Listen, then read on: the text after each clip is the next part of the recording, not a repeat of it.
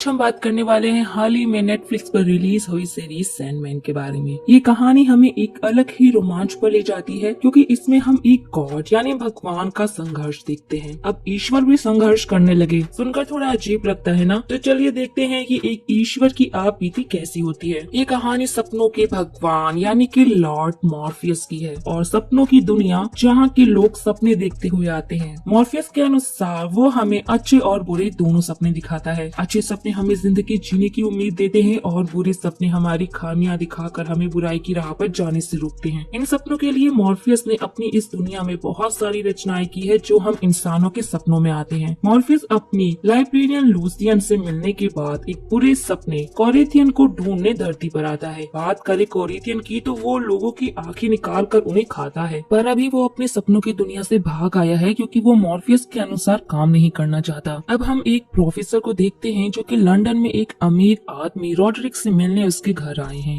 जहां professor Rodrick के नाजायज बेटे एलेक्स से मिलते हैं। वैसे बात करें रॉड्रिक की तो ये काला जादू करने वाले एक कल्ट का लीडर है और इसके इस बड़े से कैसल में उसके लोग काले जादू की प्रक्रिया की प्रैक्टिस करते रहते हैं। हाल ही में उसने अपना सगा बेटा खोया है और प्रोफेसर ने भी कुछ दिन पहले अपने बेटे को खो दिया, इसलिए वो यहाँ पर एक किताब रॉड्रिक को देने आए हैं। इस किताब में लिखे मंत्रों की मदद से रॉड्रिक को लगता है कि वो डेथ की देवी को अपना गुलाम बनाकर उनसे उनके बेटों को वापस मांगेगा और डेथ अपनी आजादी के बदले उनके बेटों को वापस लौटा देगी। किताब मिलने के बाद डेथ को पकड़ने का रिचुअल शुरू होता है जिसे एलेक्स भी देख रहा था। उधर जब मॉर्फियस कोरिंथियन को पकड़कर अपनी दुनिया में ले जाने वाला था तभी रॉड्रिक के मंत्रों से वो टेलीपोर्ट होकर सीधा उनके बनाए गए सर्कल में आकर बेहोश हो जाता है। और मैं आपको बता दूं कि रॉड्रिक काला जादू करने का कोई एक्सपर्ट नहीं, एक नुबड़ा है और फिर भी किस्मत की वजह से उसने मॉर्फियस को गुलाम बना लिया। वो लोग सबसे पहले मॉर्फियस की 3 जादुई यंत्र चुराते हैं। पहला यंत्र है रूबी जो कि एक लॉकेट की तरह, दूसरा है एक जादुई हेलमेट और तीसरा है एक जादुई रेत से भरी पोटली। मॉर्फियस के होश में आते ही रॉड्रिक उससे उनके बेटों को लौटाने के लिए बोलता है क्योंकि उसे लग रहा था कि उसने डेथ को पकड़ा, पर मॉर्फियस उससे कोई बात नहीं करता। मॉर्फियस कैद में था तो दुनिया में तबाही मच गई। जो लोग सोए हुए थे वो नींद से कभी उठे ही नहीं। उन्हीं लोगों में से एक यूनिटी नाम की लड़की भी थी जो सपने में होने के बाद भी जिंदा बच गई थी और लगभग 10 लाख से भी ज्यादा लोग नींद में ही मारे गए थे। मॉर्फियस को कैद में रखने के लिए रॉड्रिक की मदद करने के लिए कोरिंथियन भी आता है। जिस घेरे के अंदर मॉर्फियस बंद था उसके बाहर वो एक मजबूत ग्लास लगवाते हैं और मॉर्फियस पर गार्ड्स की नजर 24 घंटे थी और उन गार्ड्स को नींद ना लगे इसलिए वो उन्हें नींद न आने की दवाइयाँ भी देते थे। अगर गलती से भी वो घेरा मिट गया या कोई गार्ड सोया तो मॉर्फियस आजाद हो जाएगा। वहीं हम मॉर्फियस की दोस्त जैस्मिन को देखते हैं जो कि एक रेवन है और वो उन सभी पर नजर बनाए एक मौके की तलाश में है कि कैसे वो अपने मालिक को आजाद कर दे।